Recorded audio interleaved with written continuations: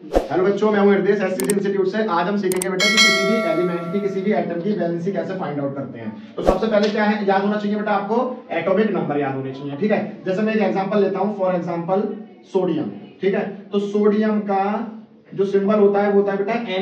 ठीक है, और इसका जो एटॉमिक नंबर होता है वो कितना होता है बेटा 11। अगर मैं इसका इलेक्ट्रॉनिक कन्फिगरेशन करूंगा तो कितना हो जाएगा 2,8,1। दिस मींस कि क्या है, इसमें क्या है, 3 शेल्स हैं आपकी, K, L और M।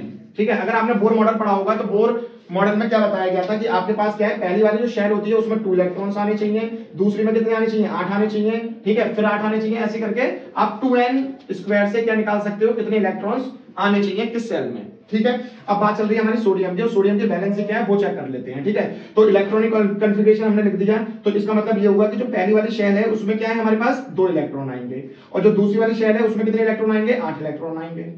ठीक है बेटा, और उसके बाद जो थर्ड शेल होगी हमारे पास, मतलब M जो शेल होगी उसमें कितना इलेक्ट्रॉन आएगा, 1 आएगा। और ये जो लास्ट में इलेक्ट्रॉन बचा हुआ है, जो लास्ट शेल है आपकी, उसी को ही हम बोलते हैं बेटा वैलेंस शेल। और जो इलेक्ट्रॉन लास्ट शेल में होगा उसी इलेक्ट्रॉन को हम बोलते हैं बेटा वैलेंस इलेक्ट्रॉन।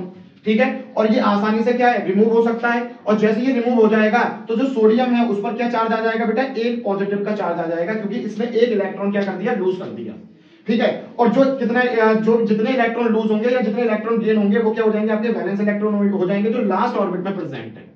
और जो शेल में है उसे हम वैलेंस शेल बोलते हैं। ठीक है, तो ध्यान से देखना, जैसे क्या होगा कि Na+ जैसे ये इलेक्ट्रॉन रिमूव करेगा तो उस पर क्या हो जाएगा, Na+ हो जाएगा।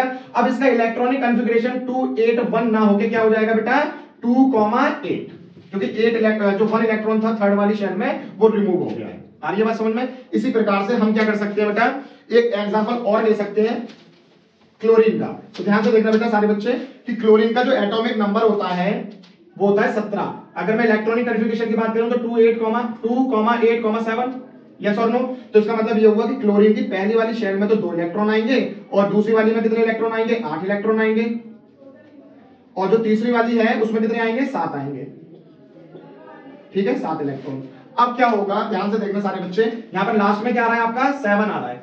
आ रही है बात समझ में? अगर किसी भी एलिमेंट के इलेक्ट्रॉनिक कॉन्फ़िगरेशन में 1 आ रहा है, 2 आ रहा है, 3 आ रहा है, 4 आ रहा है, तो ये क्या हो जाएगी, उसकी वैलेंसी हो जाएगी। और अगर 5 से ज्यादा होगा तो हम 8 में से जितने माइनस कर देंगे, जितने होंगे लास्ट में। तो यहां पर कितने हैं बेटा 7 है, तो 8 में से अगर आप 7 इलेक्ट्रॉन माइनस करोगे तो कितना आ जाएगा, 1 आ जाएगा।